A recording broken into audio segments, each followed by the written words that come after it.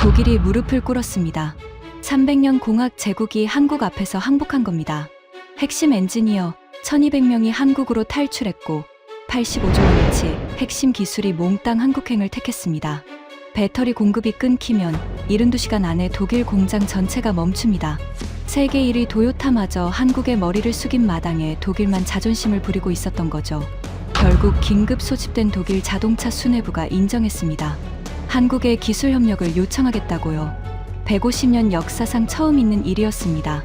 그 충격적인 역전의 전말을 지금 공개합니다. 시작하기 전 구독과 좋아요, 그리고 대한민국 화이팅 댓글로 한국을 응원해주세요. 독일 자동차 산업의 심장부가 멈췄습니다. 미넨 시내 한복판 VDA 독일 자동차 산업협회 본부 건물 최상층 회의실에 긴급 소집 명령이 떨어졌습니다. 독일 자동차 역사 150년 만에 처음 있는 비상 소집이었죠. 그날 아침 동시에 터진 두 개의 폭탄이 독일 자동차 업계 전체를 뒤흔들었습니다. 첫 번째 폭탄. 유럽 전기차 시장에서 현대기아, 합산 점유율이 처음으로 독일 3사 합산을 추월했다는 공식 통계. 두 번째 폭탄. 지난 2년간 독일 자동차 부품 업체 187곳에서 핵심 엔지니어 1200명이 한국 배터리 기업으로 이직했다는 내부 보고서. 하지만 진짜 폭풍은 그 다음이었습니다. 이 자리에서 제가 꺼낸 한마디가 독일 자동차 150년 역사에서 가장 치열한 전쟁의 서막을 열었으니까요. 저는 클라우스 슈타인호프입니다. 폭스바겐에서 30년간 전략기획을 담당하다 은퇴한 뒤 현재 VDA 전략자문위원을 맡고 있습니다. 자동차 업계에서 30년이면 독일 공학의 영광과 추락을 모두 두 눈으로 지켜본 산증인이라는 뜻이죠. 그날 회의실에 모인 얼굴들은 하나같이 독일 자동차 산업의 간판이었습니다. BMW에서 온 볼프강 크루거 기술총괄 전무. 이 사람은 독일 자동차 업계에서 가장 목소리가 크고 가장 오만하고 가장 한국을 경멸하는 인물이었죠. 벤츠 출신으로 VDA 회장을 맡고 있는 디트리히 한센. 아우디의 마르쿠스 라이너 파워트레인 이사. 포르쉐의 한스 뮬러 재무이사. 그리고 폭스바겐 신사업개발이사 카타리나 베버까지 15명의 독일 자동차 산업 최고 수뇌부가 타원형 회의 테이블 주변에 자리를 잡았습니다. 회의실 통유리 너머로 미넨의 스카이라인이 보였습니다. BMW 본사의 원통형 건물이 저 멀리 서 있었고 창문을 통해 스며드는 햇살 아래로 독일 명차들이 아우토반을 질주하고 있었죠. 가죽 시트 냄새와 갓 내린 에스프레소 향이 뒤섞인 회의실. 창밖 풍경은 아직 독일의 것이었습니다. 하지만 이 방 안에서 벌어질 일은 그 풍경마저 산산조각 낼 겁니다. 한센 회장이 테이블을 가볍게 두드렸습니다. 오늘 슈타인호프 자문위원이 긴급 안건을 요청했습니다. 전략 보고서를 준비했다고 하니 직접 들어보죠. 15개의 시선이 일제히 저를 향했습니다. 기대보다는 짜증이 더 많이 담긴 눈빛들이었죠. 바쁜 일정을 쪼개 미넨까지 날아온 사람들이니까요. 저는 자리에서 일어섰습니다. 양복 안주머니에서 USB를 꺼내 회의실 중앙 스크린에 연결했죠. 화면에 한 장의 그래프가 떴습니다. X축은 연도, Y축은 유럽 전기차 시장 점유율. 파란색 선이 독일 3사 합산, 빨간색 선이 한국 현대기아였습니다. 7년 전만 해도 파란색은 하늘 높은 줄 모르고 치솟아 있었고 빨간색은 바닥을 기어 다녔습니다. 그런데 두 선이 3년 전부터 급격히 가까워지더니 지난 분기 처음으로 빨간색이 파란색 위로 올라선 겁니다. 여러분, 이 그래프가 무엇을 의미하는지 아시겠습니까? 침묵이 흘렀습니다. 유럽 전기차 시장에서 현대기아가 독일 3사 합산 점유율을 처음으로 추월했습니다. 우리의 안방에서 한국에 역전당한 겁니다. 한스 밀러가 코웃음을 쳤습니다. 전기차 한정 아닙니까? 전체 시장에서는 아직 우리가 압도적이죠. 그렇습니다. 아직은요. 저는 다음 슬라이드를 넘겼습니다. 전체 유럽 시장 추이 그래프였죠. 독일 3사의 파란색 선은 10년 연속 우하향, 현대기아의 빨간색 선은 가파른 우상향. 두 선이 만나는 예상 시점이 화면에 찍혀 있었습니다. 전체 시장 역전 예상 시점. 3년 뒤입니다. 회의실 공기가 순간 얼어붙었습니다. 누군가의 커피잔이 소서에 부딪히는 소리가 유난히 크게 울렸죠. 여기까지는 충격이었습니다. 하지만 충격은 분노로 바뀌기 마련이죠. 그리고 독일 자동차 업계의 분노는 상상 이상으로 뜨거웠습니다. 볼프강 크루거가 의자를 뒤로 밀며 자리에서 벌떡 일어났습니다. BMW 기술총괄 전무. 미넨 공대 기계공학 박사, 엔진 설계 28년. 이 사람에게 자동차란 종교였고 독일이란 그 종교의 성지였습니다. 잠깐만요. 슈타인호프 위원. 그의 목소리가 회의실 벽을 때렸습니다. 아침부터 겁먹은 숫자 몇 개 들고 와서 뭘 어쩌자는 겁니까? 전기차 시장이 뒤집혔다고요? 당연하죠. 우리는 지금 전환기에 있는 겁니다. 과도기라는 걸 모르십니까? 마르쿠스 라이너가 맞장구를 쳤습니다. 맞습니다. 아우디의 전기차 플랫폼 PPE가 내년 양산 시작되면 판이 완전히 바뀝니다. 우리가 본격적으로 시작도 안 한 걸 가지고 호들갑을 떨 필요가 있나요? 저는 조용히 대답했습니다. 그래서 제가 오늘 이 자리에 안건을 올린 겁니다. 스크린에 새로운 슬라이드가 떴습니다. 한 줄짜리 제안서 제목이었죠. 한국 현대기아그룹과의 전략적 기술 제휴 추진안. 3초간의 정적이 흘렀습니다. 그리고 폭발했습니다. 볼프강이 테이블을 주먹으로 내려쳤습니다. 쿵 하는 소리에 물잔이 흔들렸죠. 한국과 기술 제휴. 지금 뭐라고 했습니까? 그의 얼굴이 불그락푸르락 변했습니다. 관자놀이의 혈관이 울퉁불퉁 도드라져 보였죠.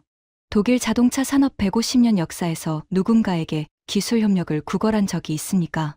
한 번이라도 우리가 세계의 자동차를 가르쳤지 누군가에게 배운 적은 없습니다. 프리드리 바이스가 고개를 끄덕였습니다. 벤츠에서 40년간 품질 관리를 해온 장인이었죠.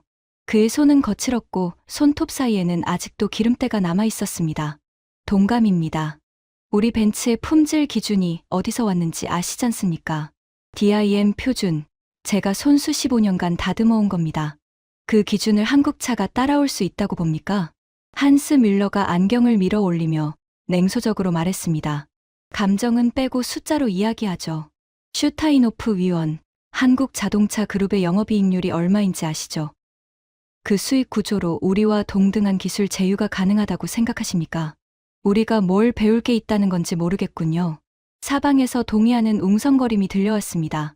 15명 가운데 저를 지지하는 눈빛은 단 하나도 없었죠. 카타리나 베버만이 입을 다문 채 태블릿 화면을 응시하고 있었습니다. 하지만 그녀도 동의의 표시는 하지 않았죠. 그때 볼프강이 자리로 돌아오며 한마디를 던졌습니다. 이 한마디가 이날 회의의 방향을 완전히 바꿔놓게 될 줄은 그 순간 아무도 몰랐습니다. 슈타인호프 위원. 솔직히 말할까요?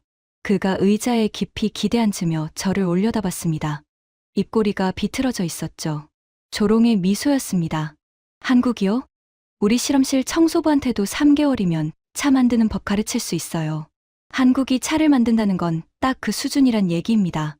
우리 도면 베껴서 싸게 찍어내는 게 전부인 카피캣한테 머리를 숙이자고요? 독일 공학 150년 역사를 모욕하는 겁니까?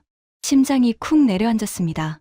예상은 했지만 이 정도로 직접적인 모욕이 나올 줄은 몰랐죠. 하지만 저는 주먹을 꽉 쥔 채 참았습니다. 아직 보여줄 것이 남아 있었으니까요. 볼프강의 발언이 끝나자 회의실의 공기가 완전히 달라졌습니다. 방금 전까지는 불편한 침묵이었다면 이제는 노골적인 저기가 회의실을 가득 채웠죠. 마르쿠스가 의자를 돌리며 저를 정면으로 바라봤습니다.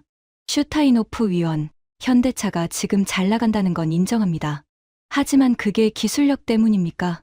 가격이죠. 우리보다 30% 싼 가격에 비슷한 사양을 우겨넣는 겁니다. 중국 업체들이랑 다를 게 뭡니까? 가격만이 아닙니다. 제가 보여드리고 싶은 건 바로 볼프강이 손을 들어 제 말을 잘랐습니다. 잠깐요. 더 듣기 전에 하나만 짚죠. 그가 천천히 자리에서 일어나 스크린 앞으로 걸어갔습니다. 제가 띄워놓은 그래프를 손가락으로 가리키며 말했죠. 이 빨간색 선, 한국 현대기아 맞죠? 제가 이 그래프에서 보이는 건 딱 하나입니다. 보조금이에요. 유럽 각국 정부가 전기차 보조금을 쏟아부으니까 싼 차가 잘 팔리는 거예요. 보조금 거치는 순간 이 빨간색 선은 곤두박질 칩니다. 두고 보십시오. 몇몇이 고개를 끄덕였습니다. 저는 한 발짝 앞으로 나섰습니다. 크루거 전무님, 그 논리라면 중국 전기차도 같은 혜택을 받고 있죠. 그런데 왜 유럽 소비자들이 중국차 대신 한국차를 선택합니까? 보조금만으로 설명이 안 되는 겁니다. 순간 볼프강의 눈이 가늘어졌습니다. 그건 브랜드 마케팅이 좀 낮기 때문이죠. 한국은 마케팅을 잘하니까 중국보다는. 한스 뮬러가 끼어들었습니다. 재무적으로 보면 더 명확합니다. 한국 자동차 업체들의 전기차 부문 수익성이 아직 증명되지 않았어요. 보조금 의존형 성장은 지속 가능하지 않습니다. 3년 뒤에 이 그래프가 유효하다는 보장이 어디 있죠? 프리드리히가 두꺼운 팔짱을 끼며 무거운 목소리로 말했습니다. 제가 40년간 벤츠에서 품질 하나만 보고 살아온 사람 아닙니까? 한국차를 저도 분해해봤습니다. 솔직히 말하면 겉은 괜찮아요. 하지만 속을 뜯어보면 우리와 차이가 납니다. 용접 정밀도, 도장 균일성, 내구 시험 기준. 우리의 80% 수준이에요. 그 20% 차이가 10년 뒤 차의 수명을 결정하는 겁니다. 사방에서 동의의 웅성거림이 터져 나왔습니다. 저는 점점 섬이 되어가고 있었죠. 15명 중 단 한 명의 아군도 없이 완전히 고립된 채 서 있었습니다. 볼프강이 자리로 돌아가며 결정타를 날렸습니다. 뒤돌아서는 그의 얼굴에는 승리의 미소가 번져 있었죠. 슈타이노프 위원께서 폭스바겐에서 30년 근무한 건 존경합니다. 하지만 은퇴하고 나면 시야가 좁아지는 법이에요. 현장을 떠나면 숫자만 보이거든요. 현장에서 실제로 차를 만들어 본 사람이라면 한국과 기술 제휴 같은 말은 입 밖에도 못 꺼냅니다.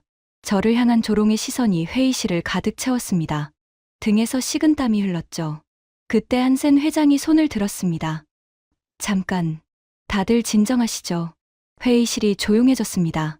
한센 회장은 VDA의 수장이자 벤츠에서 CEO까지 지낸 거물이었죠. 그가 입을 열면 모두가 귀를 기울였습니다. 슈타이노프 위원의 제안이 과격한 건 사실입니다. 하지만 오늘 발표된 시장 데이터가 심상치 않은 것도 사실이에요. 살짝 숨통이 트이는 것 같았습니다. 하지만 한센 회장은 저를 향해 고개를 돌리며 차갑게 말했죠. 다만, 슈타이노프 위원. 저도 크루거 전무 의견에 공감하는 부분이 있습니다. 한국과 기술 제휴라는 건 독일 자동차 산업의 자존심을 건드리는 문제예요.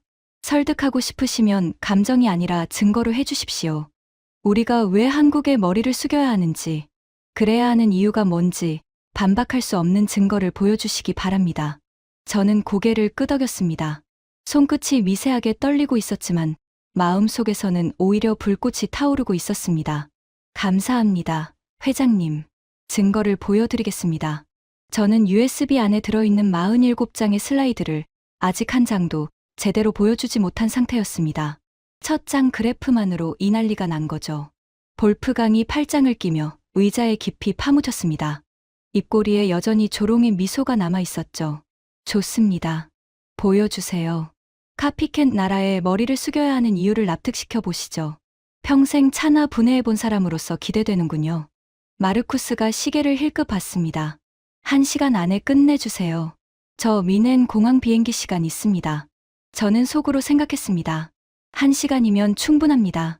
1시간이면 이 방 안의 모든 자존심을 무너뜨릴 수 있으니까요. 카타리나 베버가 조용히 태블릿을 내려놓고 저를 바라봤습니다.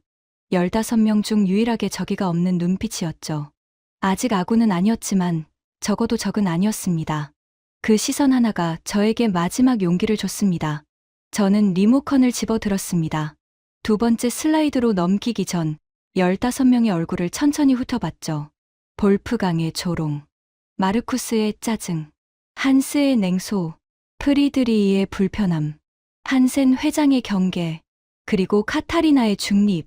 좋습니다. 지금부터 이 사람들의 표정이 어떻게 변하는지 여러분께서 직접 확인하시게 될 겁니다.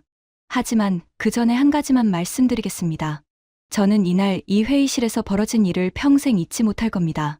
독일 자동차 150년 역사에서 가장 치욕적인 진실이 밝혀진 날이니까요.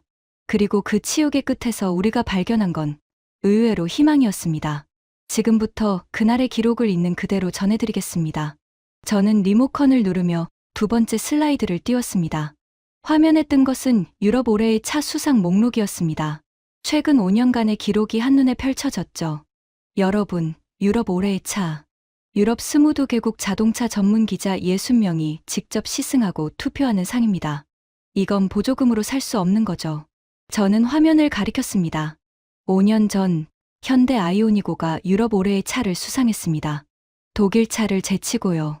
그때 우리 업계 반응이 뭐였습니까? 전기차 붐 타고 운이 좋았다. 한 번의 이변이라고 했죠. 그런데 그 뒤로 기아 EV6도 수상 후보에 올랐고 현대 아이오닉 6는 세계 올해의 차까지 석권했습니다. 볼프강이 손을 들었습니다. 상 하나 탔다고 기술력이 증명됩니까? 마케팅 잘하면 상 탈 수 있어요. 그렇다면 이건 어떻습니까? 다음 슬라이드. 유럽 주요 자동차 전문지 블라인드 테스트 결과였습니다. 독일 아우토빌트, 아우토모토르 운 투슈포르트, 영국 아카. 이 세 매체가 블라인드 테스트를 진행했습니다. 브랜드 로고를 가리고 순수하게 주행 성능, 실내 품질, 전자 장비, 충전 속도만으로 평가한 거죠. 저는 결과표를 확대했습니다. 아이오니고 대 BMW H3. 아이오니고 승. 기아 EV6 대 아우디 Q2트론. EV6 승. 현대 아이오닉 6 대 벤츠 EQE. 아이오닉 6 승. 세 매체 모두 동일한 결과입니다.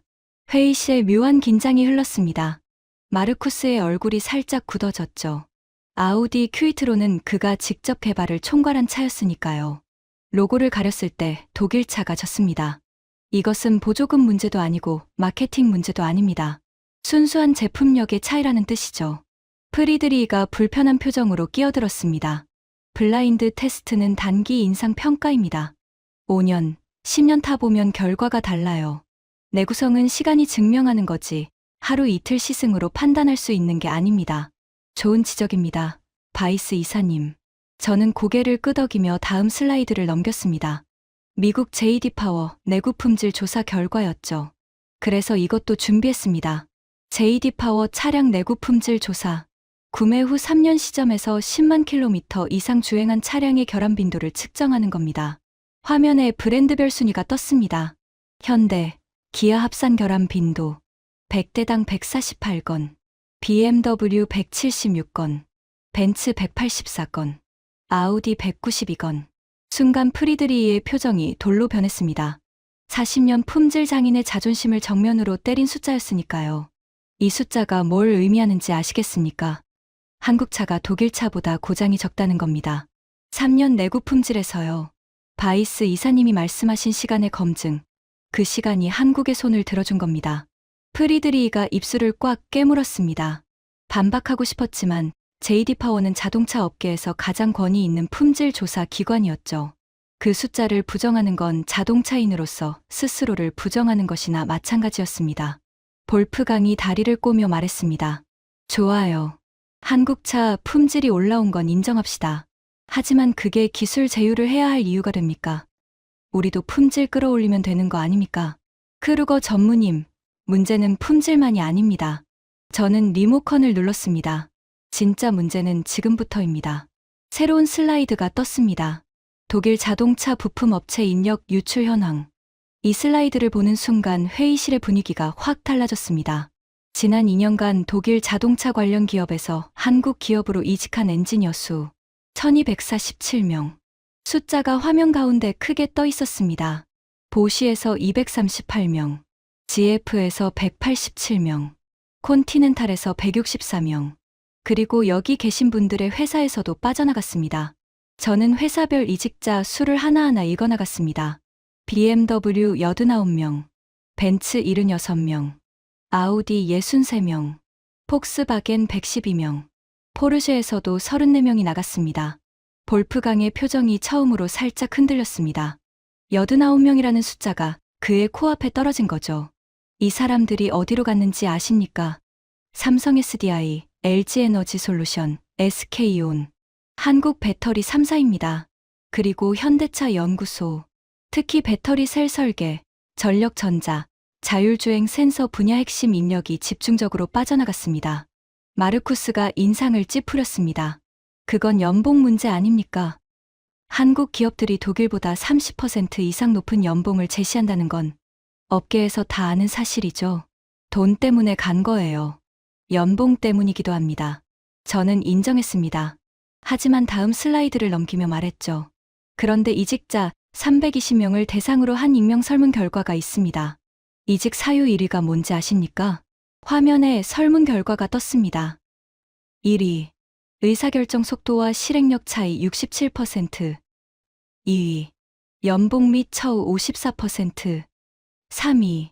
기술 투자 규모와 비전 49%. 1위가 연봉이 아니라 의사결정 속도입니다. 67%의 이직자가 독일 기업의 느린 의사결정을 떠난 이유로 꼽았습니다. 한스 밀러가 고개를 갸웃했습니다. 의사결정 속도가 이직 사유라고요? 우리가 신중한 건 품질을 위해서인데. 밀러 이사님, 이 이직자들이 남긴 인터뷰를 하나만 읽어드리겠습니다. 저는 준비해둔 메모를 꺼냈습니다. BMW에서 12년 근무한 배터리 셀 엔지니어. 현재 LG에너지솔루션 재직 중인 토마스라는 사람의 인터뷰입니다. 저는 천천히 읽기 시작했습니다. 독일에서는 새로운 배터리 설계안을 올리면 승인까지 14개월이 걸렸습니다. 14개의 부서를 거쳐야 했고 매번 같은 질문을 받았죠. 리스크는 뭐냐? 선례가 있느냐? 한국에 와서 같은 설계안을 올렸더니 3주 만에 승인이 나고 5주 뒤에 시제품이 나왔습니다. 그때 깨달았어요. 독일에서 14개월 걸리는 일이 한국에서는 8주면 끝난다는 걸. 제가 독일에서 경력 12년 동안 시도한 혁신보다 한국에서 1년 동안 실현한 혁신이 더 많습니다. 회의실이 조용해졌습니다. 아까까지 웅성거리던 소리가 사라졌죠. 볼프강이 입을 열었습니다. 하지만 아까의 기세는 분명히 한 톤 낮아져 있었습니다. 한두 명의 인터뷰를 일반화하는 건 위험하죠. 물론입니다. 그래서 숫자로 보여드리겠습니다. 다음 슬라이드. 독일과 한국 자동차 기업의 신차 개발 기간 비교였습니다. 독일 3사 평균 신차 개발 기간. 컨셉부터 양산까지 62개월. 현대기아 평균 38개월. 24개월의 차이입니다. 마르쿠스가 즉시 반박했습니다. 그건 우리가 품질 검증에 더 많은 시간을 투자하기 때문이에요. 빨리 만드는 게 능사가 아닙니다. 라이너 이사님, 그 24개월 동안 한국은 뭘 했는지 아십니까? 저는 화면을 전환했습니다. 한국이 우리보다 24개월을 아끼는 사이, 그 시간 동안 3번의 모델 업데이트를 완료합니다. 우리가 한 세대를 만드는 동안 한국은 3세대를 진화시키는 거죠.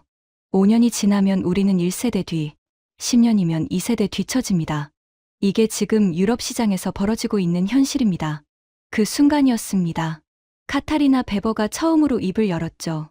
슈타인호프 위원님. 15개의 시선이 일제히 카타리나를 향했습니다. 폭스바겐 신사업개발이사. 이 방에서 가장 젊은 임원이었고 가장 조용히 듣고 있던 사람이었습니다. 저도 비슷한 데이터를 본 적이 있습니다. 폭스바겐 내부에서도 개발 기간 단축이 화두거든요. 그녀가 태블릿을 들어 올렸습니다. 우리 아이디. 3 플랫폼 개발에 58개월이 걸렸는데 같은 기간 동안 현대차는 eGMP 플랫폼을 개발하고 아이오닉5, 아이오닉6, EV6, EV9까지 4개 모델을 양산 라인에 올렸어요. 회의실이 술렁였습니다. 볼프강이 카타리나를 날카롭게 쏘아봤습니다. 베버 이사, 지금 슈타인호프 위원 편을 드는 겁니까? 카타리나가 담담하게 대답했습니다. 편을 드는 게 아니라 사실을 말하는 겁니다. 크루거 전무님. 첫 번째 균열이었습니다. 15명 중 1명. 아직 갈 길이 멀었지만 완전한 고립에서 벗어나는 첫 순간이었죠. 저는 속으로 깊이 숨을 내쉬었습니다. 하지만 볼프강은 여전히 꿈쩍도 하지 않았습니다. 오히려 더 단단해진 표정으로 저를 노려봤죠. 좋습니다. 한국이 빠른 건 인정합시다. 빠르게 카피하니까 빠른 거예요. 독창적인 기술은 여전히 우리한테 있습니다. 정말 그렇습니까? 저는 3번째 슬라이드 묶음을 준비하며 말했습니다. 지금부터 보여드릴 것은 크루거 전무님의 그 믿음이 얼마나 위험한 착각인지 증명하는 자료입니다. 전기차의 심장이 뭡니까? 제가 던진 질문에 마르쿠스가 즉답했습니다. 배터리죠. 당연한 거 아닙니까? 맞습니다. 그렇다면 그 심장을 누가 쥐고 있습니까? 스크린에 세계 전기차 배터리 시장 점유율이 떴습니다. 원형 그래프였죠. 한국 3사 합산, LG에너지솔루션, 삼성 SDI, SK온 48%, 중국 CATL 34%, 일본 파나소닉 8%, 기타 10%. 한국이 전 세계 전기차 배터리의 절반 가까이를 공급하고 있습니다. 그리고 프리미엄 세그먼트, 즉 고성능 장거리 배터리로 좁히면 한국 점유율은 68%까지 올라갑니다. 한스 밀러의 안경 뒤 눈이 가늘어졌습니다. 숫자에 민감한 재무통의 촉이 뭔가를 감지한 표정이었죠. 우리 독일 자동차 업체들이 쓰는 배터리를 봅시다. 다음 슬라이드. BMW, 삼성 SDI와 CATL, 벤츠, LG에너지솔루션과 CATL, 아우디, LG에너지솔루션과 삼성 SDI, 포르쉐, 삼성 SDI, 폭스바겐. 이 회사는 조금 특수한데 자체 배터리 공장을 추진하다가 기술력 부족으로 결국 SK온과 합작을 맺었죠. 저는 잠시 말을 멈추고 회의실을 둘러봤습니다. 여러분, 이 방에 계신 모든 분의 회사가 한국 배터리 없이는 전기차 한 대도 만들 수 없습니다. 단 한 대도요. 무거운 침묵이 내려앉았습니다. 볼프강이 자세를 고쳐 앉으며 반격했습니다. 그래서 우리가 자체 배터리 개발을 추진하고 있는 거 아닙니까? 독일 정부가 배터리 셀 자립을 위해 투자하고 있고 몇 년 안에 우리도 자체 생산이 가능해질 겁니다. 크루거 전무님, 그 이야기를 해주셔서 감사합니다. 저는 준비된 슬라이드를 넘겼습니다. 독일 자체 배터리 셀 프로젝트 현황입니다. 화면에 독일 정부와 기업들의 배터리 투자 타임라인이 떴습니다. 빨간색 표시가 곳곳에 찍혀 있었죠. 5년 전, 독일 정부가 유럽 배터리 자립을 선언하며 40억 유로, 한화 약 6조 원을 투입했습니다. 그 뒤 어떻게 됐습니까? 저는 하나하나 짚어나갔습니다. 폭스바겐의 잘츠기터 배터리 공장, 양산 목표를 2차례 연기했습니다. 이유는 수율 문제, 셀 불량률이 목표치의 3배를 넘겼죠. 노스볼트, 유럽의 희망이라 불렸던 스웨덴 배터리 스타트업, 독일 자동차 업체들이 수십억 유로를 투자했죠. 결과는 어떻습니까? 파산 신청을 했습니다. 양산 기술을 확보하지 못한 채로요. ACC, 벤츠와 스텔란티스가 합작한 배터리 회사, 역시 양산 일정을 1년 이상 지연했고 생산 단가가 한국 업체 대비 40% 높은 상황입니다. 한스 밀러가 손으로 이마를 짚었습니다. 재무이사로서 이 숫자들의 의미를 정확히 알고 있었죠. 투자금은 나갔는데 결과물이 없는 상황. 주주들에게 설명할 수 없는 상황이었습니다. 여러분, 숫자를 정리해드리겠습니다. 저는 비교표를 띄웠습니다.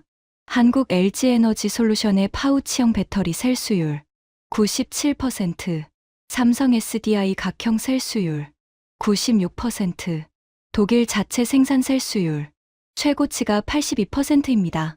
이 격차가 무엇을 의미하는지 아시겠습니까? 마르쿠스가 조용히 물었습니다. 아까의 공격적인 톤은 사라져 있었죠. 수율 15% 차이면 원가에서 얼마나 벌어지는 겁니까? 셀당 원가 차이로 환산하면 대당 약 8,000유로입니다. 한화 약 1,200만 원이에요. 같은 차를 만드는데 배터리 원가만으로 1,200만 원이 더 드는 겁니다. 이 차이를 소비자 가격에 전가하면 경쟁력이 없고 기업이 흡수하면 적자죠. 프리드리히가 낮은 목소리로 중얼거렸습니다.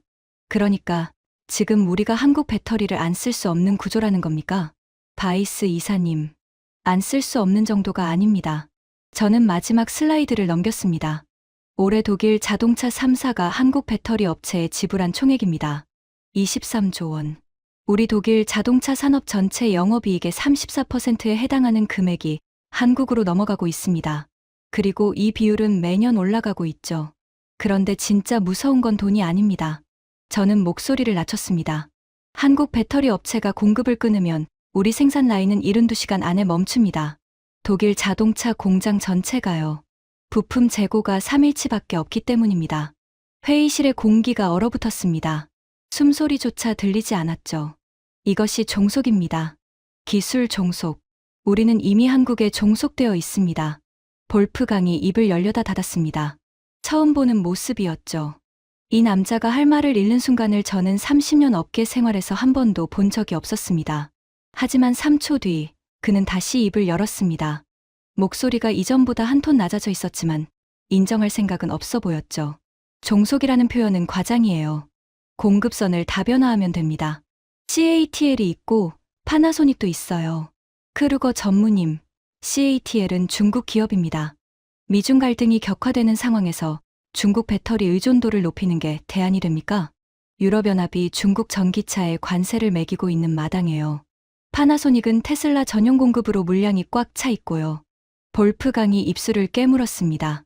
카타리나가 다시 입을 열었습니다. 슈타이노프 위원님, 한 가지 추가하자면요. 모든 시선이 다시 카타리나에게 쏠렸습니다. 제가 지난달 한국 출장을 다녀왔습니다. 충남 서산에 있는 삼성 SDI 공장을 방문했는데요. 그녀가 태블릿에서 사진을 꺼내 스크린에 연결했습니다. 이 사진 보이시죠? 삼성 SDI 공장 내부입니다. 클릴룸 수준의 배터리 생산 라인인데 한 라인에서 하루에 찍어내는 셀 수가 50만 개입니다. 그런데 제가 정말 놀란 건 생산량이 아니었어요. 카타리나의 목소리가 진지해졌습니다. 생산 라인 옆에 연구실이 바로 붙어 있었습니다. 라인에서 불량이 나오면 30분 안에 연구원이 달려와서 원인을 분석하고 그 주 안에 공정이 수정됩니다. 우리 폭스바겐에서 같은 일을 하려면 보고서 작성, 부서 간 협의, 승인까지 최소 3개월이 걸려요. 프리드리히가 두 손을 깍지 낀 채 테이블 위에 올려놓았습니다. 그의 거친 손이 미세하게 떨리고 있었죠. 그러니까 지금 이야기는 기술력 차이만이 아니라 시스템 자체가 다르다는 겁니까? 그렇습니다. 카타리나가 고개를 끄덕였습니다. 볼프강이 테이블을 손가락으로 톡톡 두드리며 말했습니다. 베버 이사. 한국 공장 한번 가보고 감명받은 건 알겠는데 그게 우리가 한국의 기술 협력을 구걸해야 하는 이유가 되는 건 아니잖소. 카타리나가 볼프강을 정면으로 바라봤습니다. 구걸이 아니라 생존입니다. 크루거 전무님. 회의실에 팽팽한 긴장이 흘렀습니다. 볼프강과 카타리나의 시선이 허공에서 부딪혔죠. 하지만 볼프강이 먼저 시선을 거두었습니다. 저는 그것을 놓치지 않았죠.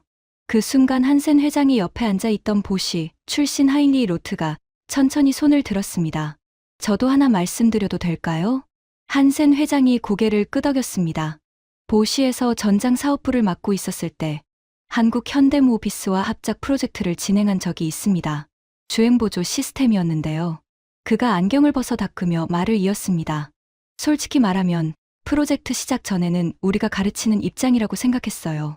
그런데 3개월이 지나니까 입장이 뒤바뀌어 있었습니다. 센서 퓨전 알고리즘에서 현대모비스 쪽이 우리보다 2세대 앞서 있었거든요. 회의실에서 두세 명이 불편한 기침을 했습니다. 하인리히가 계속했죠. 그때 제가 팀원들에게 물었습니다. 우리가 이 분야에서 언제부터 뒤처졌는지를 파악하라고요. 돌아온 대답은 충격적이었습니다. 뒤처진 게 아니라 처음부터 앞선 적이 없었다는 거예요. 자율주행 센서 분야에서요. 볼프강의 얼굴에 처음으로 당혹감이 스쳤습니다. 보시는 독일 자동차 부품의 자존심이었으니까요. 그 보시가 한국에 밀렸다는 이야기는 독일 공학의 근간이 흔들리는 소리와 같았습니다. 인정 현황이 조금씩 바뀌고 있었습니다. 카타리나와 하인리히 두 명이 동요했고 프리드리히와 마르쿠스의 표정에서도 확신이 흔들리는 게 보였죠. 하지만 여전히 볼프강은 꿈쩍도 하지 않았습니다. 아직 안 끝났습니다. 저는 말했습니다. 가장 중요한 이야기를 아직 안 했으니까요. 저는 잠시 리모컨을 내려놓았습니다. 슬라이드를 잠깐 끄겠습니다. 스크린이 어두워지자 회의실에 자연광만 남았습니다. 미넨의 오후 햇살이 통유리를 통해 비스듬히 들어오고 있었죠. 그 빛 아래에서 저는 양복 안주머니에서 작은 것을 꺼냈습니다. 손바닥 위에 올려진 것은 낡은 미니어처 자동차 한 대였습니다. 페인트가 군데군데 벗겨져 있었고 앞바퀴 하나가 살짝 휘어 있었죠. 이게 뭔지 아시는 분 계십니까? 프리드리히가 눈을 가늘게 뜨고 바라봤습니다. 현대폰이 아닙니까? 한국 최초의 고유 모델. 맞습니다. 현대폰이 미니어처입니다. 저는 미니어처를 테이블 가운데 조심스럽게 내려놓았습니다. 제 아버지 이야기를 하겠습니다. 회의실이 조용해졌습니다. 슬라이드보다 무거운 침묵이었죠. 제 아버지 에르빈 슈타이노프는 볼프스부르크 폭스바겐 본공장에서 35년간 일한 사람입니다. 조립 라인 반장이었죠. 새벽 5시에 출근해서 밤 8시에 퇴근하는 삶을 35년간 반복했습니다. 아버지에게 폭스바겐은 직장이 아니라 성전이었어요. 독일 공학의 정수가 그 라인 위에서 만들어진다고 진심으로 믿었던 사람이죠. 저는 미니어처를 바라보며 말을 이었습니다. 아버지가 은퇴하기 3년 전의 일입니다. 볼프스부르크 공장에 한국 현대차 시찰단이 방문했습니다. 20명 정도의 엔지니어들이 노트를 들고 라인 곳곳을 촬영하며 돌아다녔죠. 그날 저녁 아버지가 집에 와서 어머니한테 한 말을 저는 아직도 기억합니다. 저는 잠시 숨을 고른 뒤 말했습니다.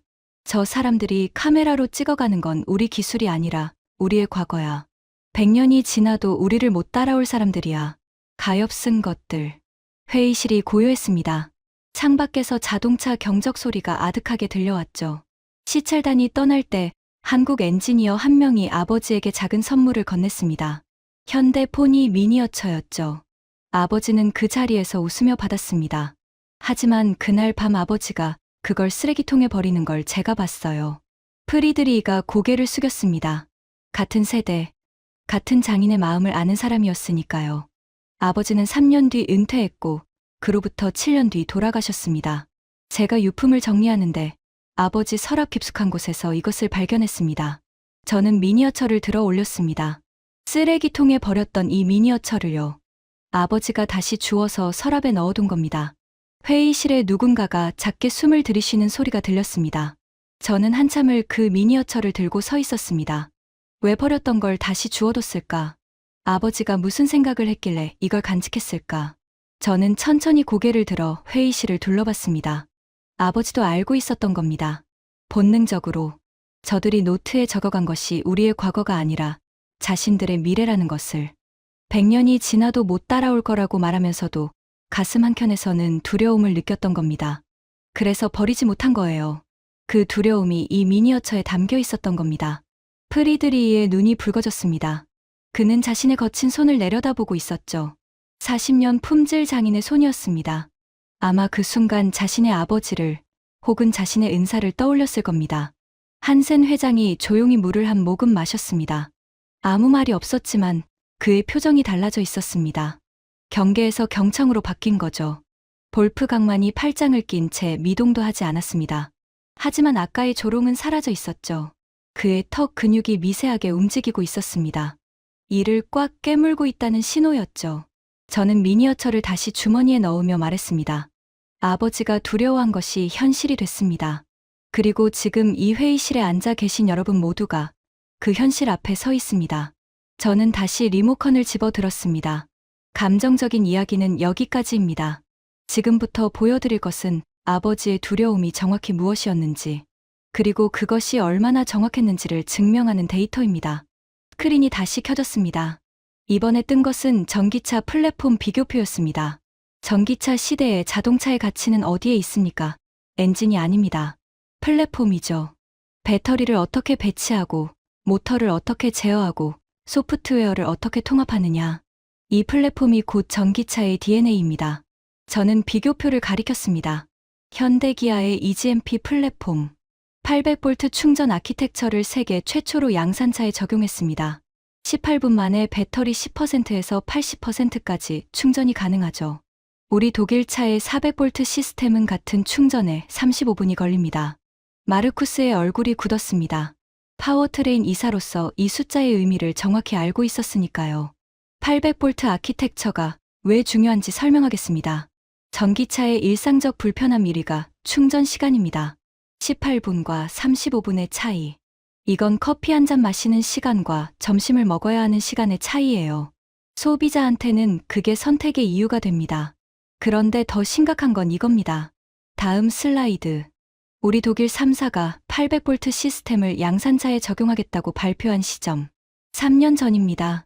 그런데 아직도 양산 라인에 올리지 못했습니다. 왜냐하면 800V에 맞는 인버터, 컨버터, 충전 시스템을 자체 개발하지 못했기 때문이죠. 그래서 어디 것을 쓰고 있냐면요. 저는 한 박자 쉬었습니다. 한국, 현대모비스와 LG이노텍이 만든 부품입니다. 순간 마르쿠스가 자리에서 벌떡 일어났습니다. 잠깐만요.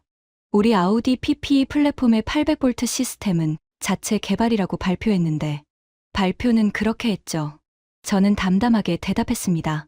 하지만 그 안에 들어가는 핵심 전력 반도체는 어디서 옵니까? 실리콘 카바이드 파워 모듈.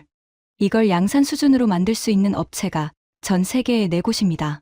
인피니온, ST마이크로, 울프스피드, 그리고 한국 삼성전자. 이 중 자동차 등급 품질을 안정적으로 대량 공급할 수 있는 곳은 인피니온과 삼성 둘뿐이에요. 그런데 인피니온의 자동차용 실리콘 카바이드 생산량의 40%가 이미 한국 현대기아에 선계약되어 있습니다. 회의실에 웅성거림이 퍼졌습니다. 무슨 뜻이냐면요. 우리가 800V 시스템을 만들려면 어차피 한국 기업한테 줄을 서야 한다는 겁니다. 우리 것이라 부를 수 있는 건 겉껍데기뿐이에요. 볼프강이 이를 악물었습니다. 관자놀이의 핏줄이 다시 도드라졌죠. 그래서 어쩌자는 겁니까?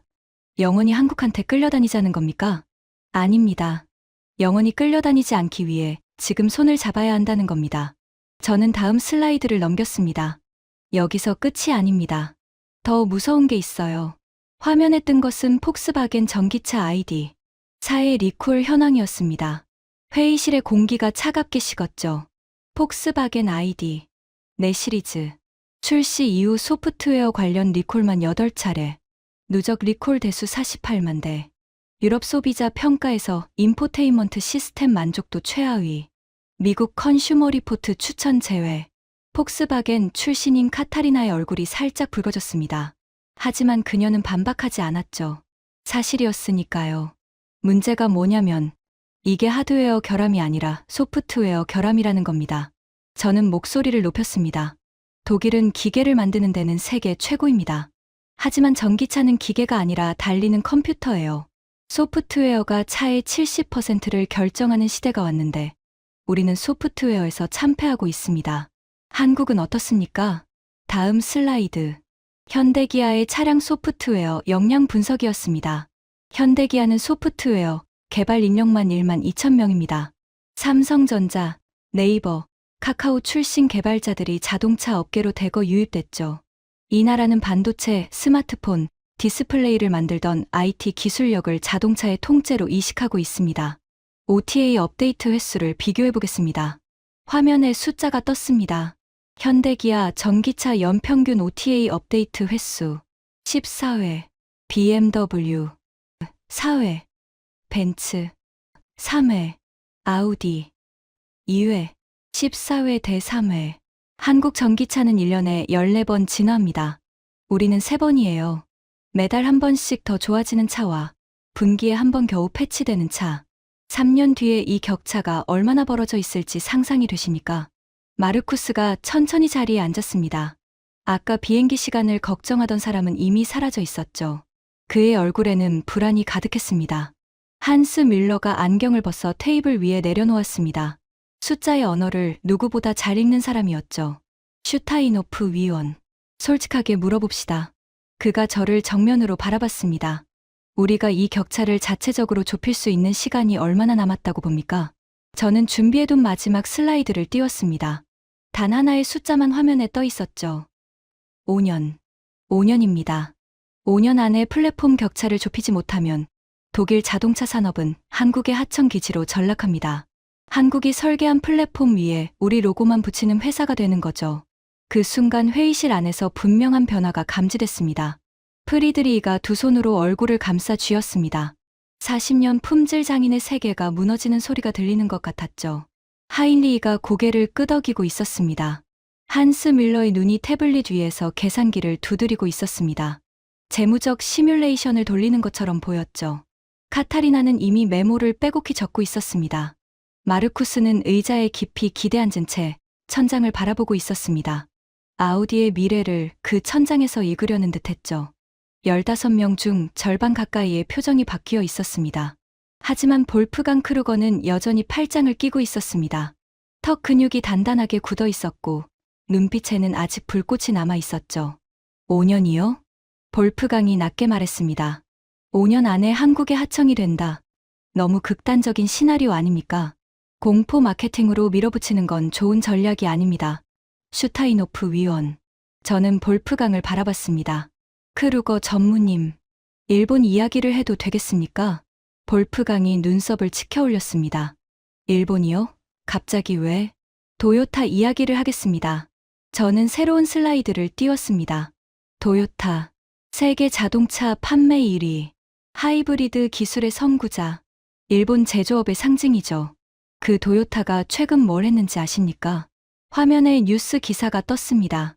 도요타가 전기차 배터리 공급을 위해 한국 LG에너지솔루션, 삼성 SDI와 대규모 장기 계약을 체결했습니다.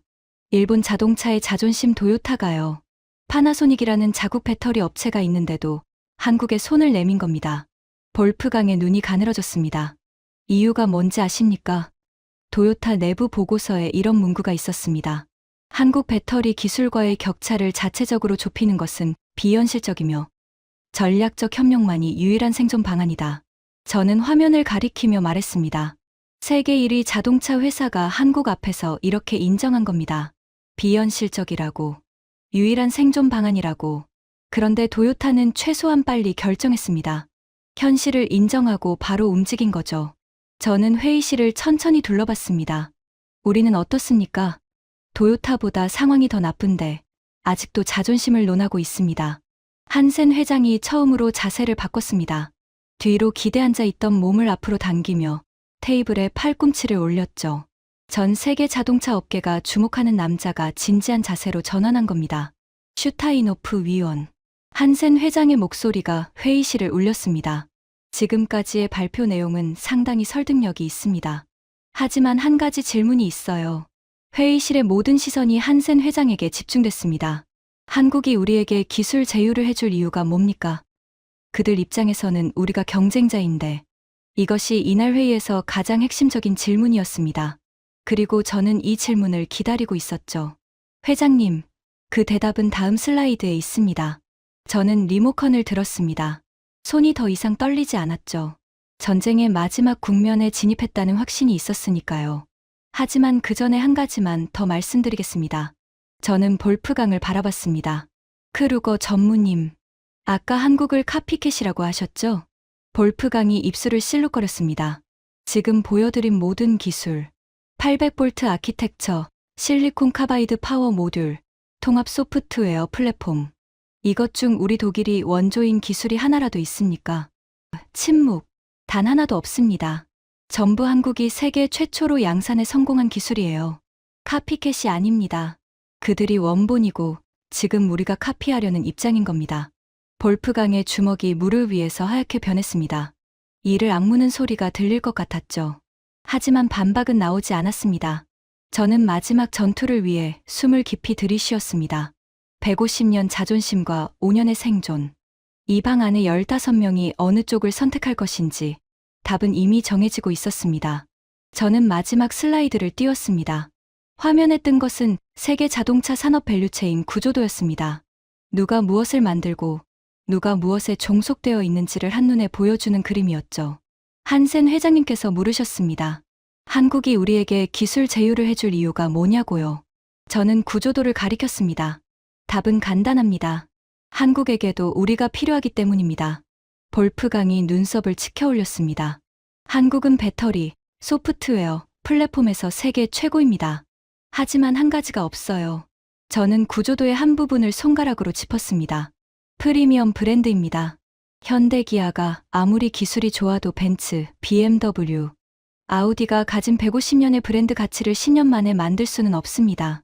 전기차 시장에서 대중차 영역은 한국이 장악했지만 1억 원 이상 프리미엄 세그먼트에서는 아직 독일이 우위에 있죠. 한센 회장이 고개를 살짝 끄덕였습니다. 그러니까 이건 대등한 거래가 될 수 있습니다. 한국의 기술과 독일의 브랜드, 둘 다 상대방이 가지지 못한 것을 가지고 있으니까요. 머리를 숙이는 게 아니라 서로의 부족한 부분을 채우는 겁니다. 한스 밀러가 고개를 끄덕이며 태블릿에 뭔가를 적었습니다. 재무적으로 성립한다는 판단을 내린 표정이었죠. 프리드리히가 천천히 입을 열었습니다. 슈타이노프 위원. 제가 40년간 지켜온 독일 품질 기준이라는 것이 있습니다. DIM 표준, 내구 시험 기준, 도장 균일성.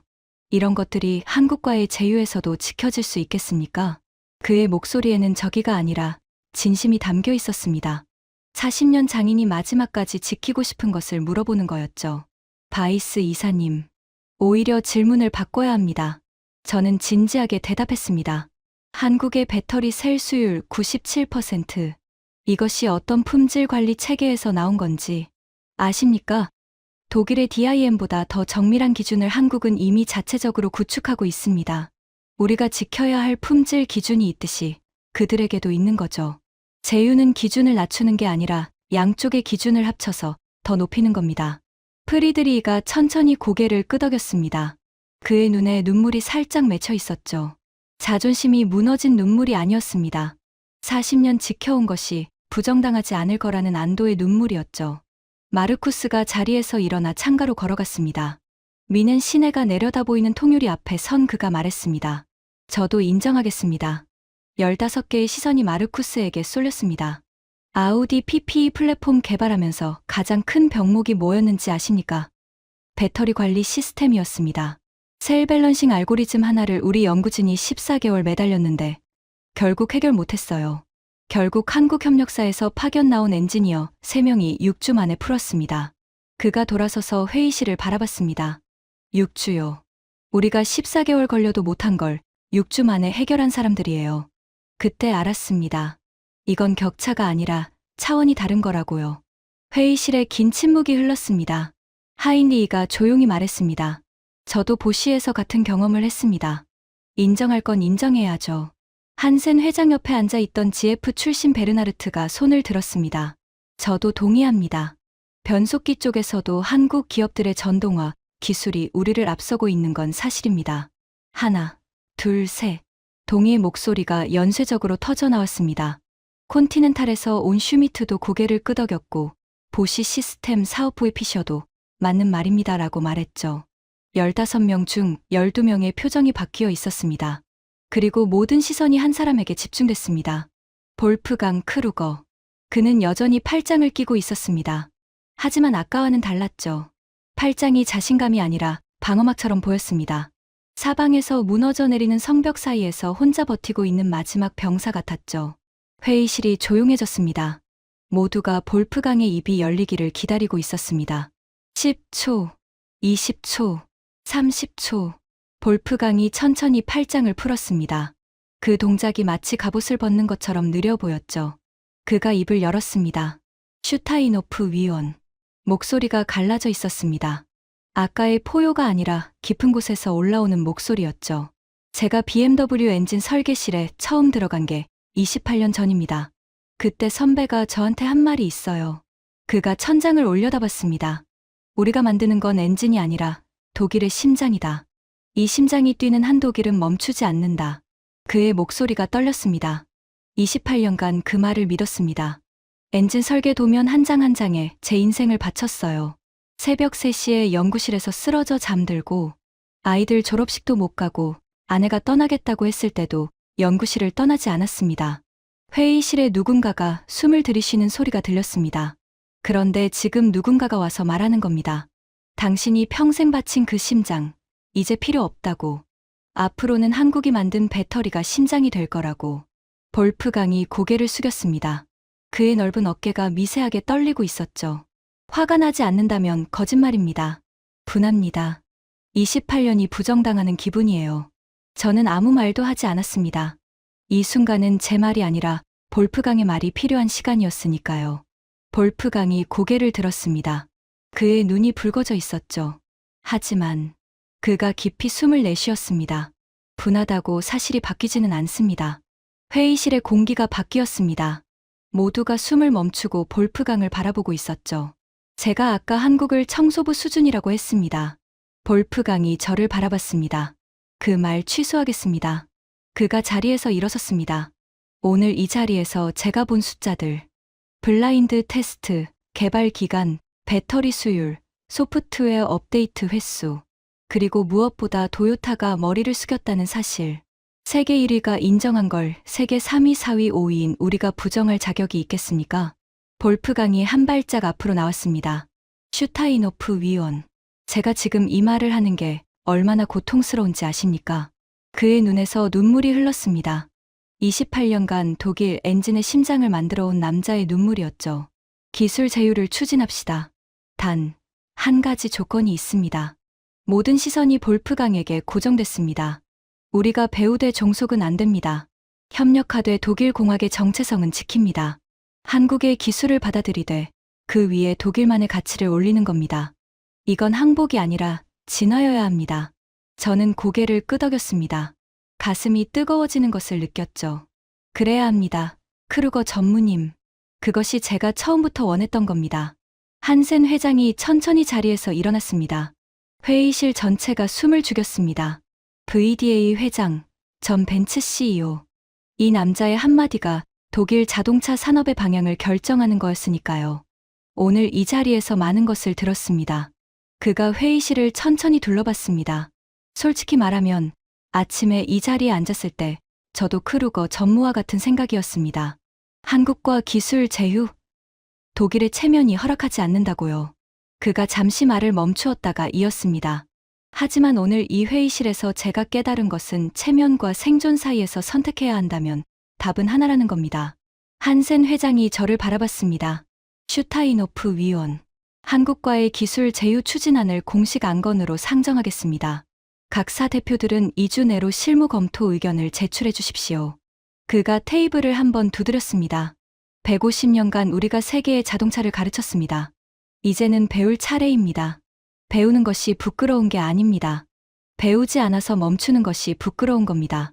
회의가 공식적으로 끝났지만 아무도 자리를 뜨지 않았습니다. 마르쿠스가 먼저 저에게 다가왔습니다. 슈타인호프 위원. 아까 비행기 시간 운운한 것 죄송합니다. 비행기는 내일 것으로 바꾸겠습니다. 프리드리히가 제 손을 잡았습니다. 40년 장인의 거친 손이 따뜻했죠. 당신 아버지가 대단한 분이셨어요. 미니어처를 버리지 못한 그 마음. 장인이라면 누구나 그런 감각이 있습니다. 두려움을 느끼면서도 인정하지 못하는 그 마음 말이에요. 카타리나가 태블릿을 들고 다가왔습니다. 위원님, 제가 오늘 회의 내용을 정리해서 폭스바겐 이사회에 바로 올리겠습니다. 우리가 가장 먼저 움직여야 합니다. 저는 고개를 끄덕이며 양복 주머니에서 현대 포니 미니어처를 다시 꺼냈습니다. 낡고 페인트가 벗겨진 그 작은 자동차를 바라봤죠.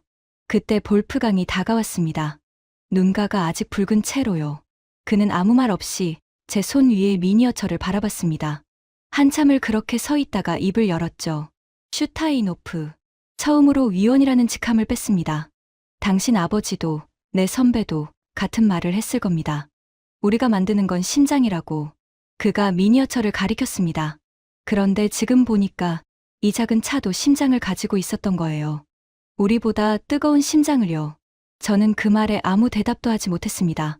목이 메어서였죠. 볼프강이 등을 돌리며 말했습니다.